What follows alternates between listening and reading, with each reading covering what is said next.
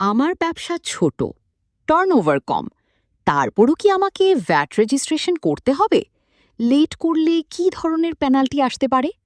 আপনার ব্যবসা ছোট বা বড়, এটা আপনি মেজার জন্য অর্থাৎ ভ্যাট রেজিস্ট্রেশনের জন্য একটি থ্রেশহোল্ড আছে। এখন আপনার কাছে ছোট মনে হতে পারে, বাট সেটি থ্রেশহোল্ডের উপরে যদি চলে যায় তাহলে আপনাকে ভ্যাট রেজিস্ট্রেশন করতে হবে। আপনার কাছে বড় মনে হতে পারে, কিন্তু সেটি যদি ভ্যাট রেজিস্ট্রেশনের থ্রেশহোল্ড ক্রস না করে তাহলে আপনার রেজিস্ট্রেশনের প্রয়োজন নাই।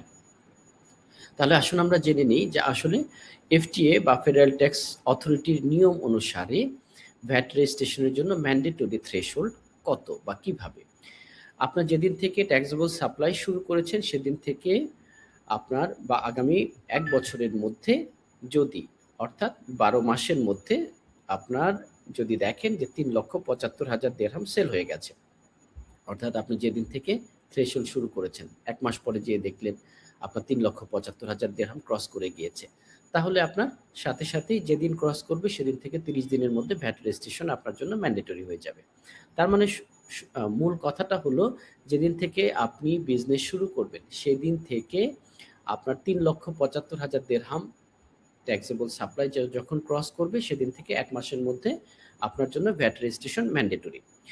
এভাবে আপনি যদি দেখেন যে ১২ মাসের মধ্যে যখনই আপনার এরকম হবে, অর্থাৎ যদি এরকম হয় ১৩ মাস, 13 মাসে আপনার ৩,৭৫,০০০ ক্রস করেছে কিন্তু ১২ মাসে ক্রস করেনি, তাহলে কিন্তু আপনার জন্য ভ্যাট রেজিস্ট্রেশন ম্যান্ডেটরি হলো না। তাহলে এটা হচ্ছে আমাদের ম্যান্ডেটরি ভ্যাট রেজিস্ট্রেশনের থ্রেশহোল্ড। আবার যদি এরকম হয় আগামী ১ মাসের মধ্যে আপনি কোনো এলপিও পেয়েছেন যেটা ৩,৭৫,০০০ দিরহাম ক্রস করে যাবে, সেই পিডিসি 30 ডেজ এবং এলপিও যদি আপনি পেয়ে থাকেন তাহলেও আপনার জন্য ভ্যাট রেজিস্ট্রেশন ম্যান্ডেটরি হয়ে যাবে। এটি ছাড়াও আপনি ম্যান্ডেটরি হয়নি বাট ভলান্টারি ভ্যাট রেজিস্ট্রেশন আমরা করতে পারি। কিভাবে করতে পারি? যদি ১,৮৭,৫০০ দিরহাম আপনার ওই একই নিয়ম অনুসারে আপনার বিগত ১২ মাসের মধ্যে অথবা আগামী ১ মাসের মধ্যে এটা এই থ্রেশহোল্ডটা ক্রস করে বা ক্রস করার সম্ভাবনা থাকে, তাহলে আপনি ভলান্টারি রেজিস্ট্রেশনের জন্য অ্যাপ্লাই করতে পারবেন এবং সেই ক্ষেত্রে আপনি টিআরএন পেয়ে যাবেন। তো আমরা অনেক বিজনেস ওনার আছেন যারা এই বিষয়টি ভুল করেন যে ভ্যাট রেজিস্ট্রেশন আমার জন্য ম্যান্ডেটরি হয়নি।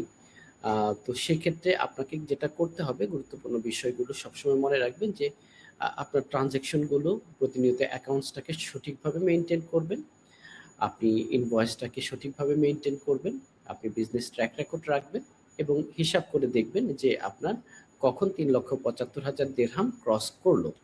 যেদিন ক্রস করবে সেদিন থেকে ৩০ দিনের মধ্যে অবশ্যই আপনাকে ভ্যাট রেজিস্ট্রেশনের জন্য অ্যাপ্লাই করতে হবে।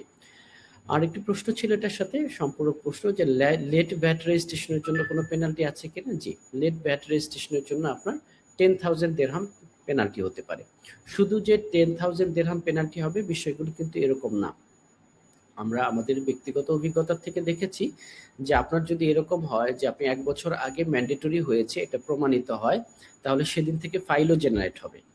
অর্থাৎ ১০,০০০ দিরহাম, আর সেই ফাইলগুলো অর্থাৎ ৪ টা ফাইল মিস হয়ে গেল, সেক্ষেত্রে প্রথমবার ১,০০০, দ্বিতীয় ৩ টা ফাইল আপনার ২,০০০ করে 7,000 দিরহাম, তার মানে 10,000 7,000 দিরহাম আপনার কিন্তু পেনাল্টি চলে আসলো।